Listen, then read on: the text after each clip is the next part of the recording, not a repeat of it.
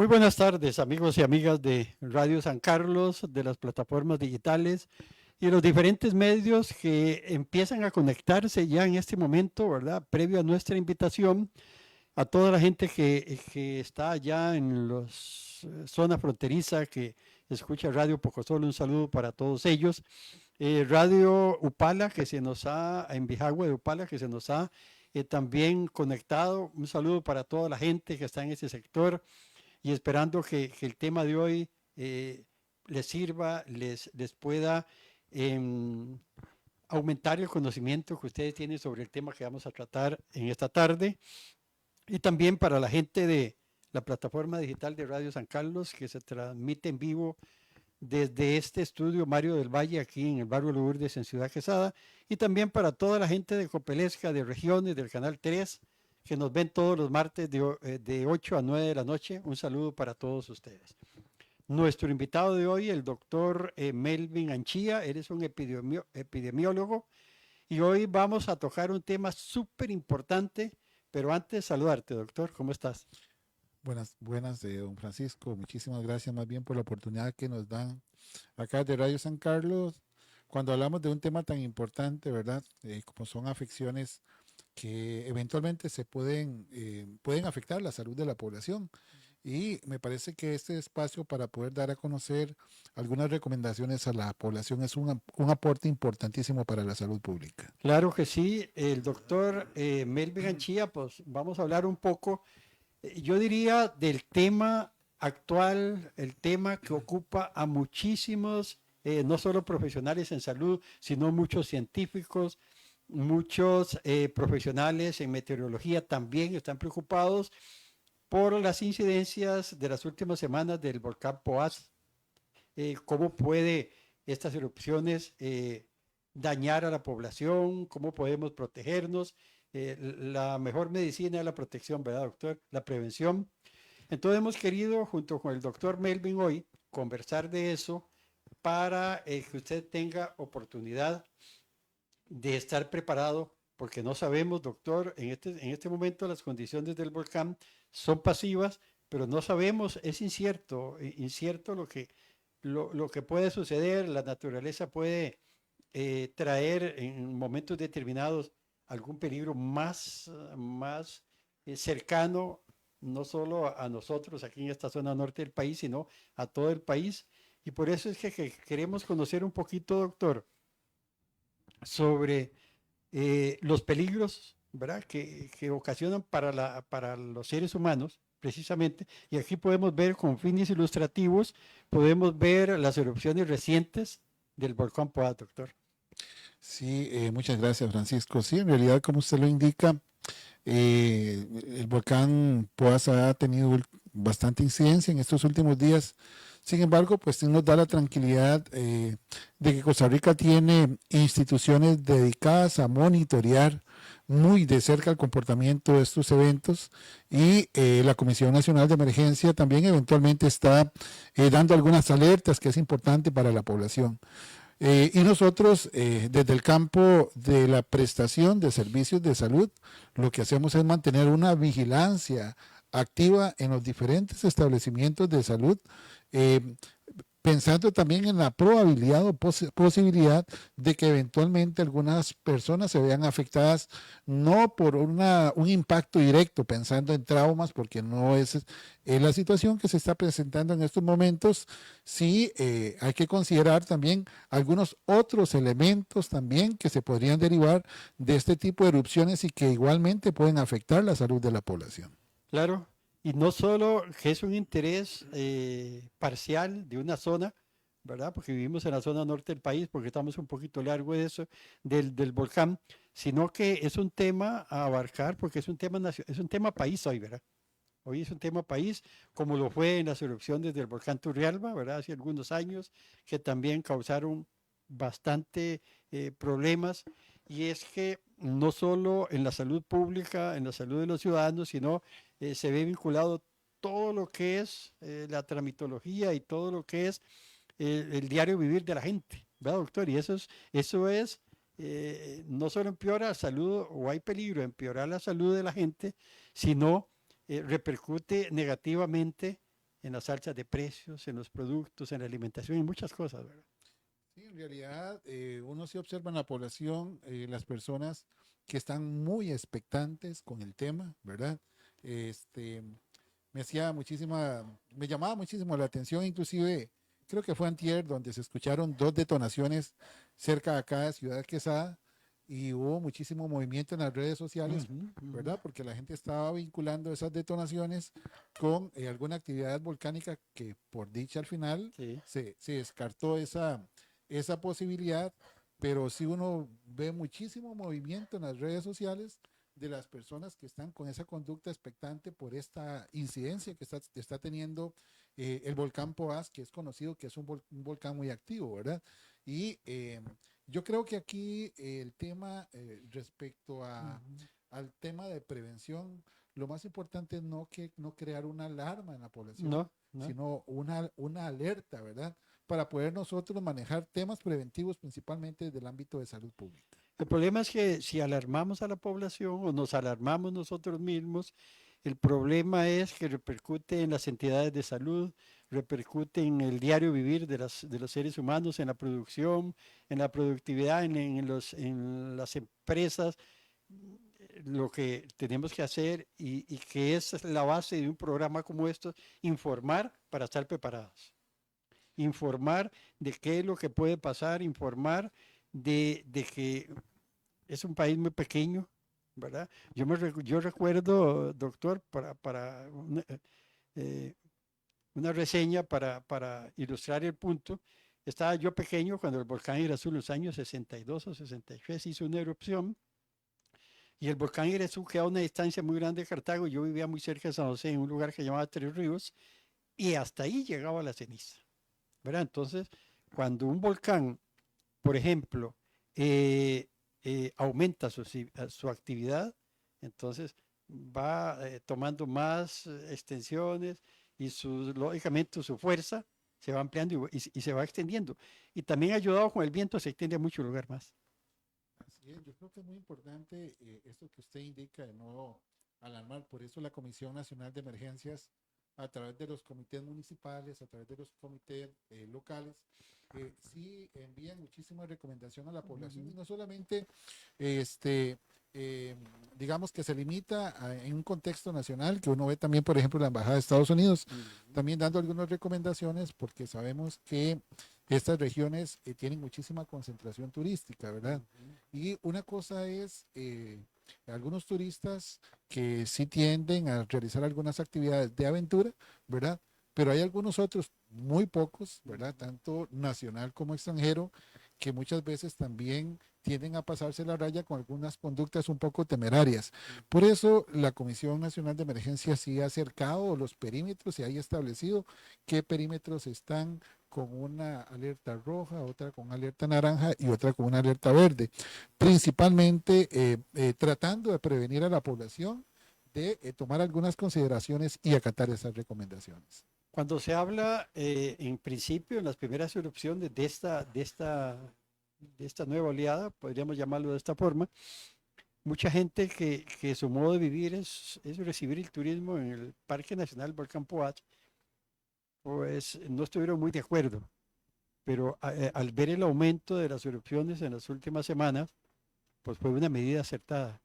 Entonces es donde uno puede ver y apreciar perfectamente que los vulcanólogos del- de la Comisión Nacional de Emergencia, pues lógicamente los estudios los realizan de una forma en que puede prevenir a la población.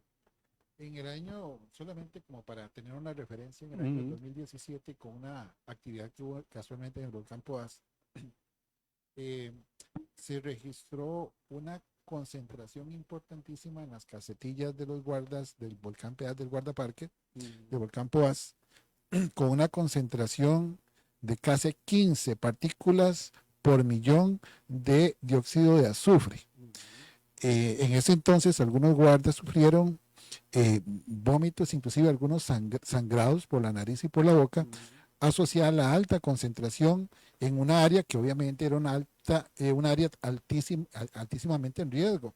Entonces, cuando cuando las instituciones con las competencias técnicas dan recomendaciones, por supuesto que hay que buscar esas fuentes oficiales, ¿verdad? Para que la población no se exponga. O sea, no lo hacen al azar o no lo hacen a la ocurrencia, sino que basada en una metodología científica de estudios y mediciones que se tienen periódicamente. Por eso es importante nosotros leer y conocer cada uno de esos elementos, porque como le decía anteriormente, no solamente es una erupción de primer impacto donde eventualmente podamos recibir usuarios o personas que vengan con algún tipo de trauma, sino que hay una serie de elementos como cenizas, como gases, como lluvia ácida, como smog volcánico. O sea, hay otros elementos que también afectan la salud de la población y tenemos que tener muchísima claridad para tomar esas medidas preventivas. Y claro, doctor, que hemos introducido el programa de esta forma antes de entrar en materia de las repercusiones negativas que pueden recibir los seres humanos.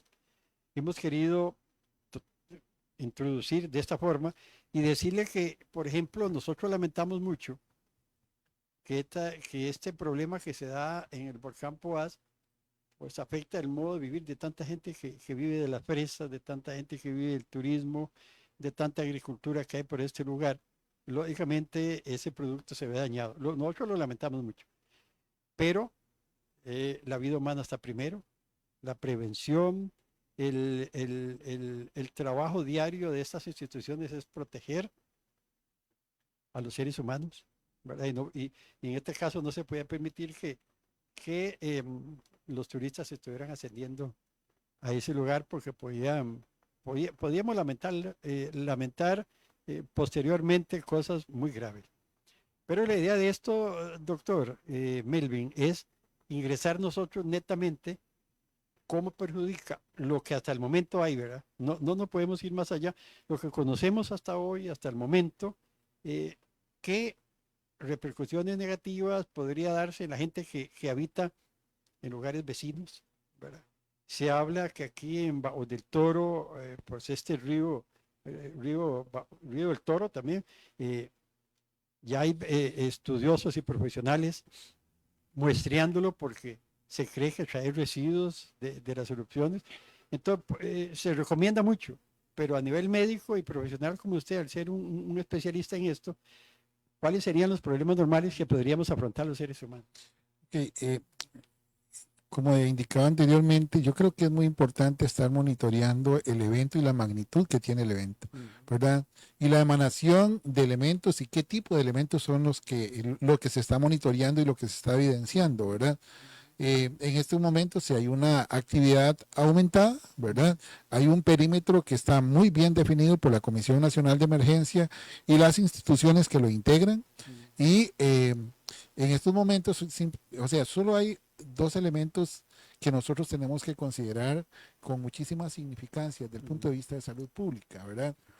Una es la eventual salida de gases, ¿verdad? Y esos gases pueden estar formados por dióxido de azufre. Sin embargo, dichosamente está en una área donde hay pocos poblados exactamente donde eventualmente podría caer. Sin embargo, tenemos que conocer esas repercusiones. Y la otra es la ceniza. Anterior al programa, usted, que estábamos conversando un poquito sobre el tema, hablábamos sobre la ceniza y las personas dicen, bueno, pero ¿qué es la ceniza, verdad? Y usted de forma muy acertada nos decía sobre que las cenizas son simplemente rocas que están pulverizadas, ¿verdad? Por las explosiones que está teniendo en estas erupciones. Lo que pasa es que cuando tenemos vientos que soplan y que tiran la ceniza a diferentes poblados, esa concentración también puede afectar la salud de la población, principalmente con afecciones respiratorias. Pero resulta que hay una combinación química bastante interesante.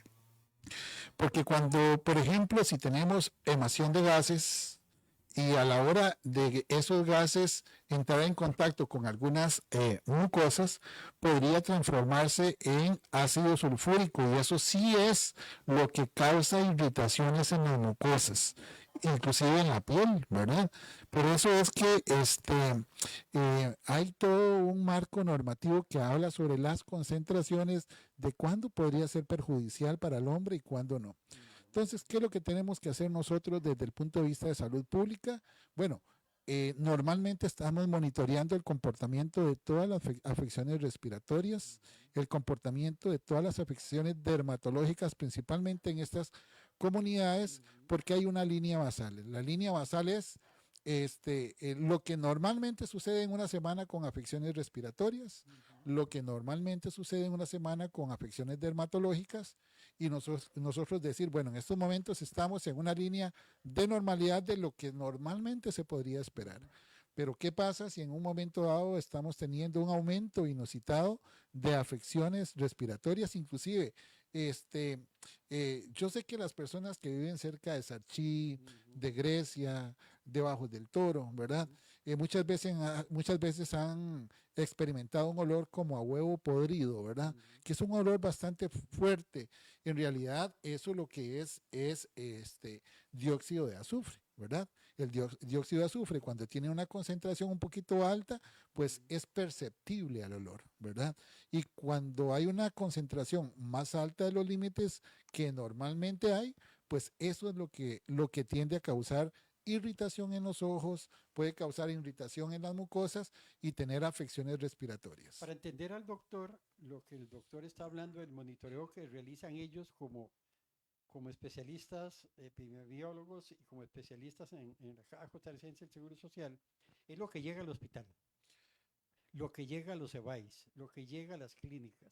O sea, no hay un equipo, o la CAA en este momento no ha desplegado un equipo que monitoree las poblaciones, creo que no lo están haciendo, a nivel nacional, sino es ese monitoreo que usted dice, es lo que va llegando a la consulta externa, lo que va llegando a las citas, lo que va llegando a emergencia, doctor. Exactamente, digamos que tenemos la ventaja de que todos los establecimientos de salud, háblese de clínicas, háblese de BAIS, háblese de hospitales periféricos, hospital regional como San Carlos, está integrado al EDUS, ¿verdad? Y con el EDUS nosotros podemos sacar las afecciones que podrían estar relacionadas con este evento, ¿verdad? Ahí es donde nosotros trabajamos con algunos instrumentos de monitoreo epidemiológico que le llamamos canales endémicos o que le llamamos curvas epidémicas para poder establecer una normalidad. Si en un momento determinado vemos un momento inusitado, por supuesto que vamos a ir a buscar para ver qué es lo que está pasando, ¿verdad? Y todo esto de la mano con el monitoreo que tienen otras instituciones que están midiendo, ¿verdad? Por ejemplo, el Ministerio de Salud, por ejemplo, con la Universidad Nacional, ¿sí? ¿Verdad? La Universidad Nacional, que está integrada a la Comisión Nacional de Emergencias. Nosotros, a nivel de la institución Caja Costarricense del Seguro Social, en este caso, yo soy el coordinador regional de emergencias a nivel de la red Botán Norte, que trabajamos en una estructura que se llama CAET. CAET es Centro de Atención de Emergencias y Desastres, y nosotros estamos articulando y cruzando información de salud pública, ¿verdad? Información de los monitoreos que están realizando estas otras instituciones para ir tomando previsiones de salud pública, ¿verdad? Esta red articulada ha trabajado muy bien a través del Centro de Atención de Emergencias y Desastres y nos permite a nosotros también hacer investigaciones un poquito más de lo normal. Repito, si encontramos, por ejemplo, que cierta población que está mayor expuesta a estas comunidades y eventualmente a la afectación de una actividad volcánica, por supuesto que tenemos que realizar las investigaciones de forma integrada para ver qué es lo que está pasando en esa comunidad. Este programa de esta semana, lógicamente, le corresponde a lo que es el Hospital San Carlos. Doctora Chi, es que en este programa siempre hablamos y hemos hablado muy bien de la Caja Costarricense del Seguro Social. Y nos llama la atención la serie de comités, ¿verdad? Tal vez la gente que nos ve y que nos escucha a través de las diferentes plataformas, tal vez no tiene la necesidad de por qué enterarse de que la CAA tiene tanto gente trabajando por detrás de los servicios médicos, ¿verdad? Me doy cuenta que hay comités donde la doctora Fiorella es una de las, comité de apoyo, y ahora veo que usted me habla de otro tipo de comité, ¿verdad? También. Entonces es una institución que se preocupa por la salud pública. Es una institución que aunque digamos que muchas personas pensemos que no nos dan la atención ni los medicamentos que ocupamos, es una institución que la calidad de vida, que el ritmo o el alcance de vida que tenemos los costarricenses se lo debemos mucho a la Caja Costarricense del Seguro Social. Yo diría gracias a Dios que existe la Caja Costarricense del Seguro Social, ¿verdad?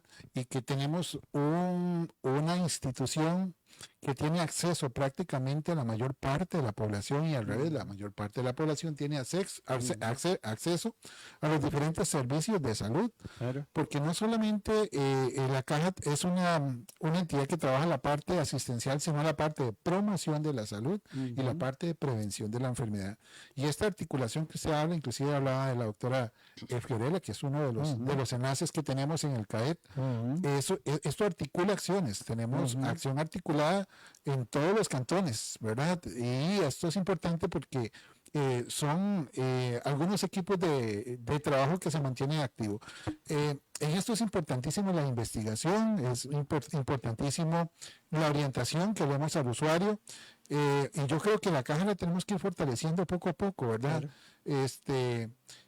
Son tantos los usuarios que llegan y la satisfacción de ver un usuario que se va satisfecho, ¿verdad?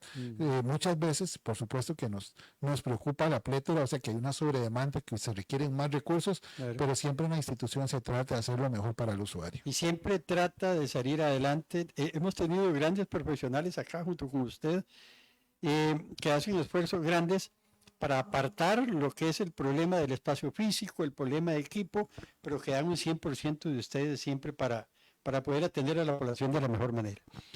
Estamos en Salud y Vida de esta semana, estamos con el doctor Melvin Anchía, que es un epidemiólogo, siempre me ha costado esa palabrilla, un epidemiólogo y tratando el tema sobre la repercusión negativa que puede causar en personas que vivan cerca o que vivan lejos, ¿verdad?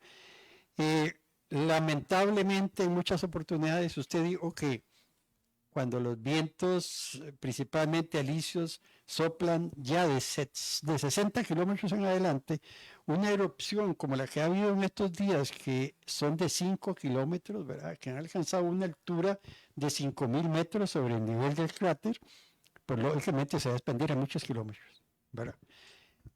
Así es, recordemos que también tenemos algunos incidentes naturales que se han registrado en Costa Rica, como partículas del Sahara, ¿verdad? Que se dejan arrastrar por miles de kilómetros, inclusive Costa Rica se ha visto afectado, ¿verdad? Y diferentes países. Ahora, un volcán como lo es el Poás, en la ubicación geográfica que está, ¿verdad? Y los vientos que soplan a diferentes cantones, pues sí hay muchísima probabilidad de que vayan a llegar partículas de cenizas en lugares inclusive que no se esperaba por la altura que está teniendo este tipo de erupciones, ¿verdad? Claro. Y eso es un elemento que tenemos que considerar nosotros dentro de los eventos que se podrían prever que vayan a afectar la salud de la población. Claro. Ustedes están observando y están escuchando este programa gracias a nuestros patrocinadores, Farmacia La Bomba, que está dentro del centro comercial El Encuentro, dentro de la tienda Con, ahí está Farmacia La Bomba, abre de 9 de la mañana a 9 de la noche todos los 365 días al año. Es una opción más que tenemos todos los habitantes de esta zona, tener la oportunidad de comprar a precios excelentes. También a la Clínica Santa Mónica de la doctora Virginia Romero, a quien saludamos. Tiene opciones de profesionales en muchos campos, los fines de semana, entre semana, desde lunes a lunes, tanto en Pital de San Carlos frente al CTP como aquí en Ciudad Quesada, 400 metros al norte del Hospital San Carlos. Así es que es una opción de medicina privada. Usted escoge, tiene la opción de poder ser atendido por un profesional de ello. Y también la clínica de audición de Eileen Mena, que queda pegadita al Hospital Cooperativo frente a la farmacia del Hospital San Carlos. Esta clínica le ayuda a usted en su audición. Si por algún momento usted está perdiendo el oído, está perdiendo auditividad, quiere escuchar mejor, tiene problemas para integrarse socialmente o familiarmente, véngase a la clínica de Eileen Mena. Ella le recibe las recetas del Seguro Social y usted puede mejorar su audición con unos pequeños audífonos y de esta manera tener una mejor calidad de vida. Continuamos con el doctor Anchía conversando sobre los problemas no comunes, ¿verdad? Que producen esto. Posteriormente, más adelante, vamos a hablar de las infecciones comunes, ¿verdad? Pero por el momento, ¿qué repercusiones podría darse, que conocemos nosotros, porque no son nada nuevas, podría darse o empezar la población a sentir, por ejemplo, la población vulnerable, la población de niños y de adultos mayores, que son, según leí un poquito, son las dos poblaciones más vulnerables para poderse verse afectadas en estas infecciones?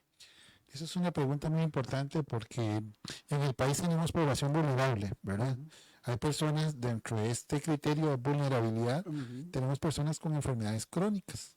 Sí. Sabemos que hay personas que padecen de asma bronquial, que hay Ujú. personas que padecen de rinitis alérgica, personas que padecen de sinusitis, Ujú. problemas que padecen de algún problema dermatológico, o sea, que tienen mayor vulnerabilidad por su afección crónica propiamente dicha, ¿verdad? Ujú. Entonces, las personas que tienen esta cronicidad en estos eventos, si se ven expuestos, por ejemplo, algunos gases de tipo volcánico, Ujú. o se ven expuestos también a la ceniza, o sea, una prolongación en esa exposición, podría exacerbarse esa sintomatología, o sea, podrían aumentarle los síntomas que normalmente tienen, ¿verdad? Entonces ahí es donde se reciben en los establecimientos de salud estos usuarios que llegan descompensados, ¿verdad? Ujú. Un asmático que necesita un poquito más de soporte Claro. para ese tratamiento sintomático, esos son los usuarios que normalmente llegan, ¿verdad?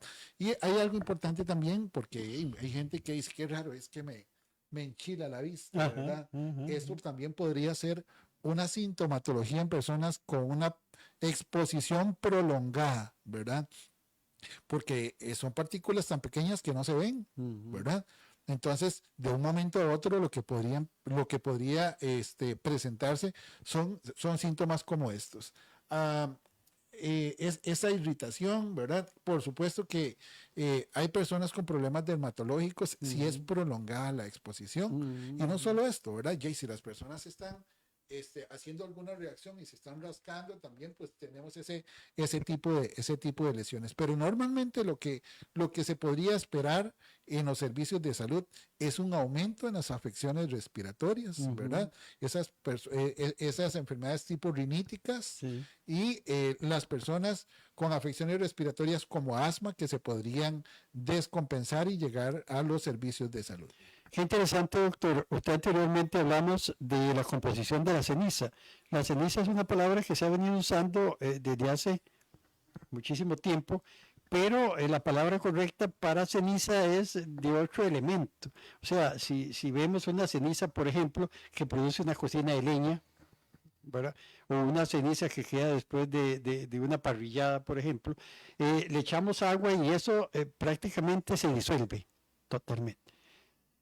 Estuve leyendo que la ceniza volcánica, como usted lo dijo, es roca pulverizada, entonces es muy difícil y el daño que puede recibir la persona es porque son partículas duras, aunque sean muy pequeñas, ¿verdad? Son partículas que se pueden quedar en nuestro sistema respiratorio, en nuestra garganta, entonces ahí es donde vienen los problemas. Pero quería dejar bien claro a la gente que tal vez no conocía o no conoce hasta hoy la composición de la ceniza volcánica. Sí, este elemento no es igual a Ujú.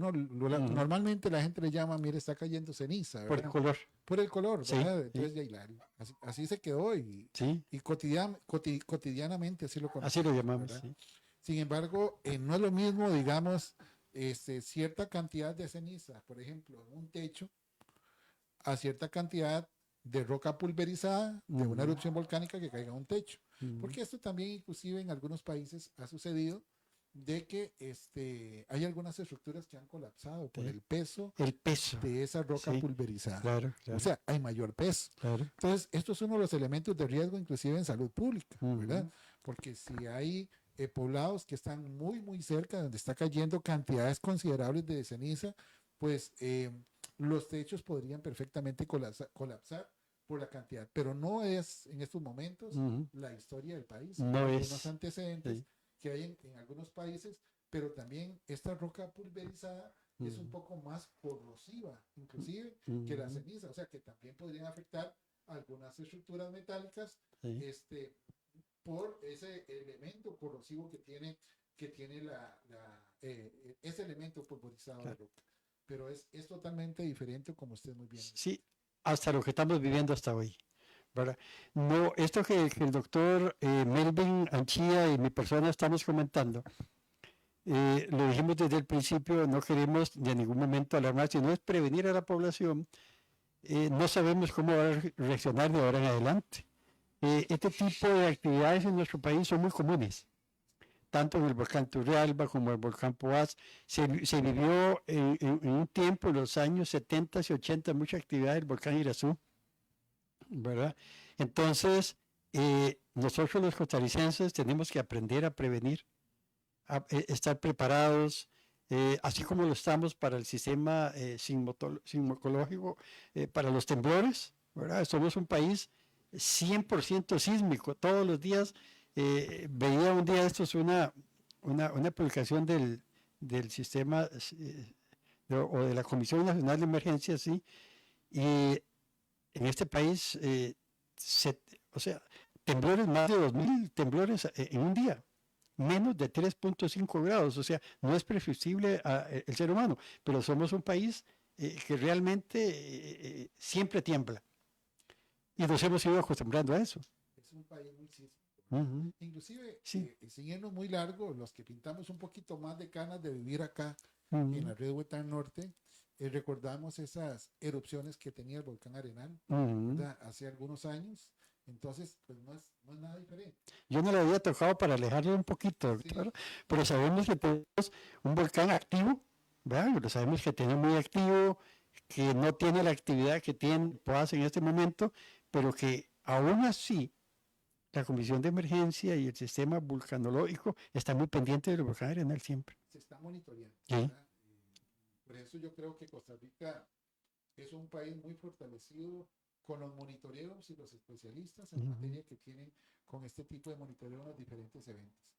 Y en estos momentos, si la gente está un poquito alarmadita con lo del POAS, pero Ujú. yo pienso que lo más importante es mantener las previsiones, mantener este, siempre esa vigilancia y por supuesto irse por los medios oficiales, ¿verdad? Claro, ¿Por qué? Porque en las redes sociales hay personas que tienden a alarmar muchísimo a la población, a claro, asustar mucho a la población, claro, pero yo creo que no se trata de una alarma, más que hablar un poquito, de conversar un poquito del tema, conocer algunas medidas preventivas que dentro de poco vamos a hablar sobre claro. algunas medidas que se Sí. podrían considerar, ¿verdad? Y desde salud pública, ¿cuáles son los eventos más incidentes que se podrían, pues, eventualmente presentar en los establecimientos de salud?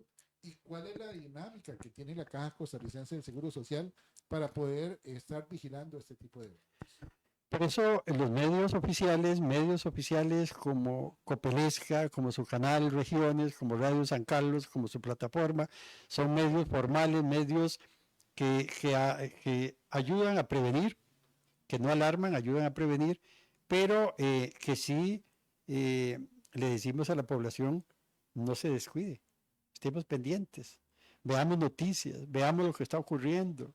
Eh, Hoy recientemente, ya para ingresar a lo que usted habló, cómo prevenir, cómo quitar eso, hoy estoy escuchando que, aunque no es el tema principal hoy, pero a las personas que tienen fincas con animales, que los animales se alimentan de los pastos y si en un momento determinado ellos ven que cambian de color, hay que tener mucho cuidado también el agua que beben en los diferentes ríos porque pueden verse afectado el sistema animal también, ¿verdad?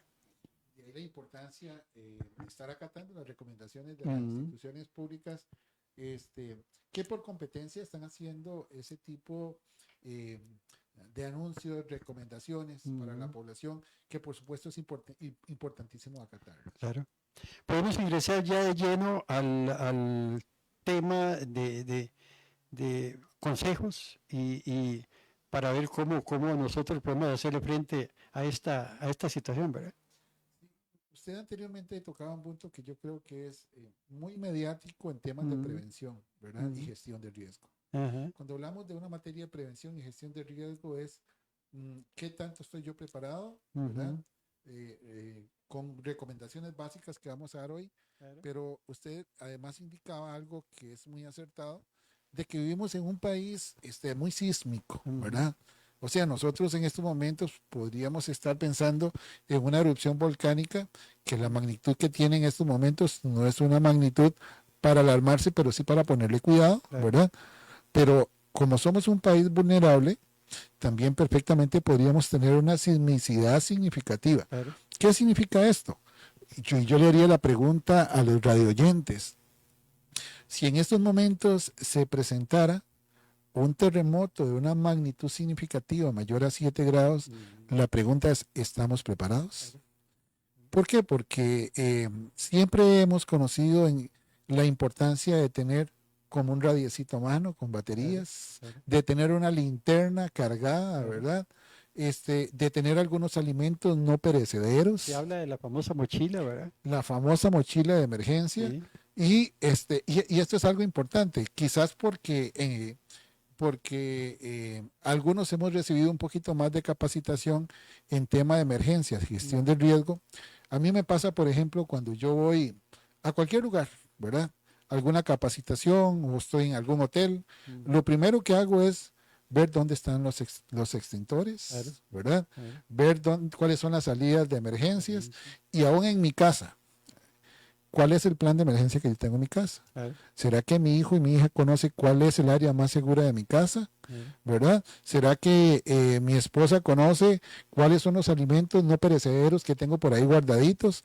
Entonces vea que hay una serie de recomendaciones muy importantes porque, como usted lo indicaba, somos un país altamente vulnerables, ¿verdad?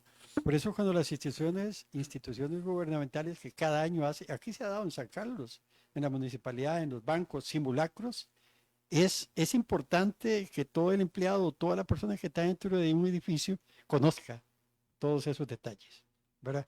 Porque usted lo acota bien, somos un país no solo vulnerable en temblores, no solo vulnerable en actividad volcánica, somos vulnerables en inundaciones, en sequías. Por la condición del país, por lo tropical del país, se abren ese abanico de posibilidades de ser vulnerables por muchos lados, doctor. Así es. Y por eso inclusive uno aprovecha estos medios para hacer un llamado a la población, porque por ejemplo ahora en agosto se celebra el Día Nacional, ¿verdad? Donde se hacen simulacros de emergencias. Entonces uno ve instituciones públicas, principalmente algunas privadas, que hacen simulaciones y hacen simulacros. Sin embargo, ¿cuál es el simulacro que yo hago en mi casa con mi familia? ¿Verdad? Porque el evento se puede presentar de noche en mi casa. Entonces, yo sé que para efectos de habilitación por parte del Ministerio de Salud se piden planes de emergencias a establecimientos, negocios, instituciones, pero más que un tema de habilitación, yo creo que es un tema de prevención en el cual todos tenemos que estar involucrados, porque es un evento en el cual yo podría prevenir muchísimas cosas si estoy adecuadamente Y se empieza preparado. por la educación de familia, como usted lo dice. Se empieza por la educación familiar. Sí. Y el doctor hablaba muy bien de la importancia de siempre tener una linterna cerca al acceso, por lo menos del cabeza de familia, del padre, de la madre, tener un lugar apropiado, fijo, donde están las llaves de las puertas.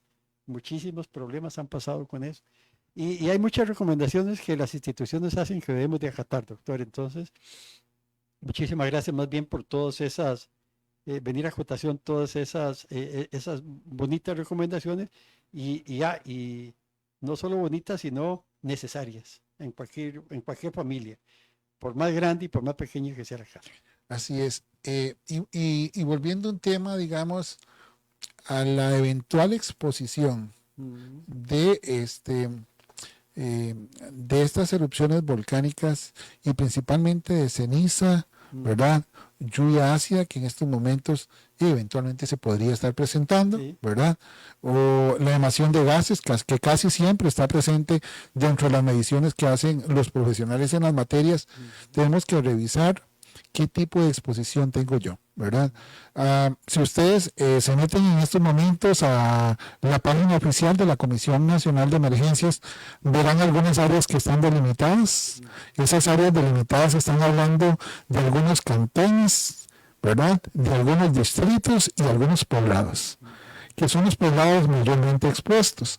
Entonces, si yo sé que yo estoy en un poblado altamente expuesto y que normalmente mi trabajo es un trabajo de campo donde mayormente estoy expuesto, ¿verdad? Y si sé que está cayendo ceniza, pues yo debería utilizar algo que me cubra los ojos, ¿verdad? Entonces hay monogafas, algunos anteojos protectores, porque son algunos elementos que son muy básicos en comunidades altamente expuestas, ¿verdad? Protección de manos también. Esa es otra recomendación, Francisco, que es importantísima.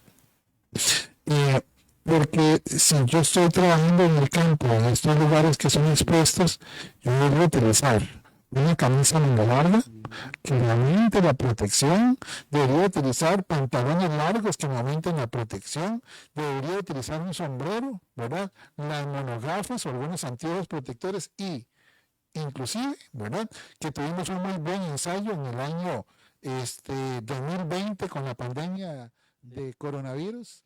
No, o sea, es oportuno inclusive tener algunas mascarillas, ¿verdad? Unas mascarillas que me eviten a mí o a las personas que tienen alguna afección respiratoria, tener ese contacto directo, ¿verdad? Con algunos gases que me puedan afectar la salud o eventualmente con la ceniza. Ya no es con una epidemia que puede contagiarse al hablar con la saliva, sino estamos hablando de gases que no los vemos, estamos hablando con el aire que arrastra partículas, que arrastra una serie de sustancias que pueden dañar o aumentar, ¿ve? Cuando ya la persona padece. Entonces, me parece muy acertado, doctor, el uso de la mascarilla para personas en riesgo y en esos lugares. Así es, dentro de lo que normalmente monitorean la Universidad Nacional y algunos expertos, es las concentraciones que tiene el dióxido de azufre en estos lugares, ¿verdad? Inclusive las capas, la cantidad de ceniza que eventualmente pues, podría caer y la que ha caído. Entonces, ellos están monitoreando constantemente. Sin embargo, nosotros, desde el punto de vista de salud pública, si yo sé que yo vivo en estas comunidades altamente expuestas, simplemente me protejo. Recordemos que el dióxido de azufre, a la hora de entrar en contacto con la mucosa, puede comenzar inmediatamente con alguna irritación, ¿verdad? Y causarnos alguna alergia, ¿verdad? Inclusive hay personas que han referido que sienten una sensación de cuerpo extraño en los ojos y comienzan a sacarse esa basurilla, pero resulta que la basura no existe, sino que hay partículas tan pequeñas que no son perceptibles, que no son visibles, ¿verdad? Pero que sí están afectando directamente a la población. De ahí la importancia de mantener estas medidas preventivas. Doctor, antes de entrar ahí, y es que este tema que nosotros estamos desmenuzando hoy, es un tema muy amplio. Yo creo que el tiempo se nos va a ir en eso y yo lo voy a invitar en unos 15 días para que vuelva, porque el tema de los contagios se aproxima la época lluviosa también, es muy grande. Pero yo quería hacerle la pregunta, ¿está la estructura de la Caja Costarricense del Seguro Social preparada o se están preparando ustedes como especialistas en este tipo de afecciones para una posible no pandemia, sino una posible oleada de aumentos de un 30, de un 40% en los casos? Sí, esa pregunta es una pregunta muy oportuna, diría yo. Muy oportuna. Nosotros acá en la red de Huetán Norte, desde el año 2008, antes de la pandemia de H1N1, se estableció un equipo especializado que se llama Vigilancia Centinela. Vigilancia Centinela está establecido en el Hospital San Carlos como hospital regional. Está establecido en la Clínica de Fortuna por la alta afluencia turística que tiene. Está establecido en el cordón fronterizo en los Chiles, ¿verdad? Que tiene mucho tránsito turístico, mucho tránsito migratorio y además la llegada de muchísimas aves migratorias, ¿verdad? Entonces, actualmente se incorporó la Clínica de Aguas Arcas como un sitio centinela más. ¿Qué es lo que se hace normalmente en estos tipos de lugares? dentro de las afecciones respiratorias que normalmente están llegando, ¿verdad? Se están tomando muestras respiratorias, hisopado nasofaringios o aspirado nasofaringios, y esto nos permite a nosotros detectar semanalmente cuáles son los virus que están circulando. Ahora, esta caracterización de virus que están circulando nos permite a nosotros decir, por ejemplo, cuál es el virus de influenza que mayormente está afectando.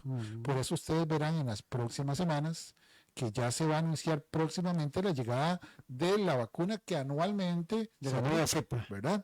Con las nuevas cepas que ya están circulando, dirigido a la población, principalmente población vulnerable.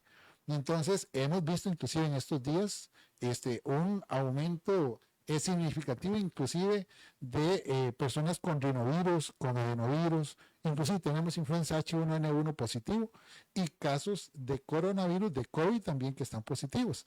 Entonces, cuando vemos la circulación viral y el comportamiento que está teniendo en alguna población, es importante acatar esas medidas preventivas que en algún momento lo teníamos a la mano, ¿verdad? Cuando estábamos en pandemia. Lo que pasa es que muchas veces los costarricenses somos como muy emotivos, ¿verdad? Sí. Pasó la pandemia, nos dejamos de lavar las manos, claro. ¿verdad? Pasó la pandemia y ya no compramos una mascarilla y simplemente andamos con un cuadro gripal, pero usted no sabe cuál es el microorganismo que está afectando. Vea qué interesante que es esto, ¿verdad? Así de forma muy rápida. Si un adulto vulnerable con una enfermedad crónica viene a Ciudad Quesada, por ejemplo, ¿verdad? Y hay una persona que tiene un cuadro gripal cualquiera de esos que normalmente no consultan ni tampoco se cuidan mucho. Se monta en un bus, el adulto también se monta en ese bus y usted estornudó en ese momento. O sea, esa persona joven estornudó. No está utilizando mascarilla a pesar de tener un cuadro gripal. Recomendación, si usted tiene un cuadro gripal, no importa la época, no importa si está en pandemia o no. Si usted tiene un cuadro gripal, tiene la responsabilidad de proteger a las demás personas. Claro.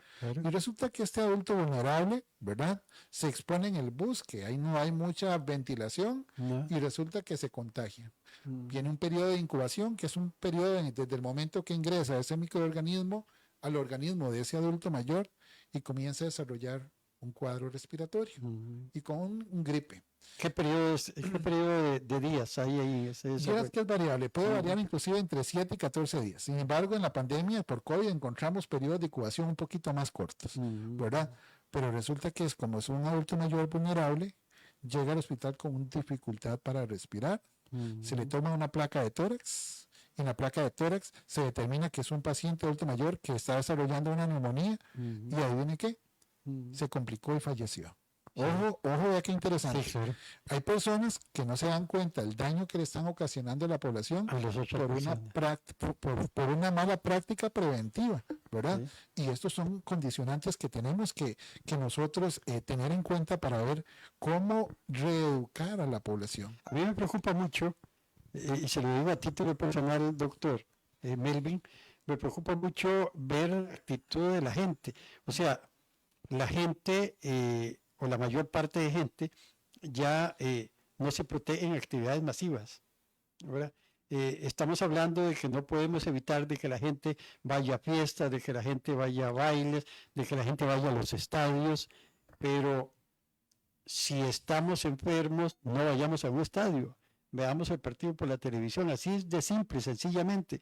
Si tenemos un cuadro gripal que, como dice usted, no sabemos cuál era el virus que tenemos, no vayamos a ese té de canastilla donde van muchos niños, donde van a estar los abuelos, porque no sabemos en realidad, tenemos que ser un poco más responsables.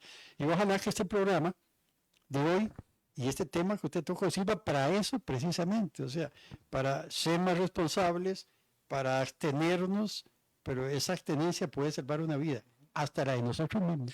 Sí, ahora, no estamos hablando de casos supuestos. ¿No? El día de hoy, por ejemplo, uno de estos adultos que recientemente ingresó al hospital con un cuadro gripal, que desarrolló una neumonía, fue trasladado al Hospital México hace unos poquitos días y hoy nos llega la notificación que falleció. ¿Verdad? O sea, no estamos hablando de casos supuestos. Está ocurriendo. Estamos hablando de casos reales. Ahora, muchas veces decimos, no, es que posiblemente me mojé, Sí, ¿verdad? Me serené, como decimos, ¿verdad? sí. Y por eso me dio gripe. No,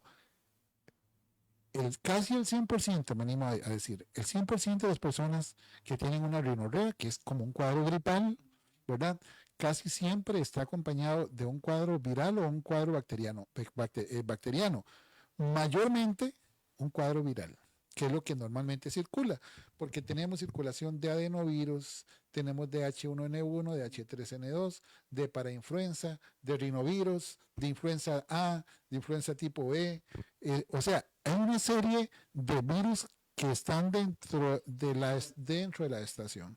Hay algunos con mayor incidencia, otros menor incidencia, porque algunos se comportan de manera estacional, pero dentro del monitoreo histórico que hacemos nosotros a nivel regional, a partir de ya, ¿verdad? Ahora, desde el mes de mayo, comienzan a aumentar la circulación de cuadros respiratorios asociados principalmente a H1N1, a H3N2, ¿verdad? Y que normalmente las vacunas vienen a proteger a este tipo de población. Por eso es importante, número uno, si usted tiene una afección respiratoria, que consulte, ¿verdad? Y número dos, si usted sabe que es una persona vulnerable y hay una vacuna disponible, por supuesto buscar ese beneficio para que sea una persona que tenga la competencia inmunológica para poder contrarrestar ese Me evento. llama la atención, doctor, que se habla de un periodo de incubación para que la infección brote de hasta 14 días.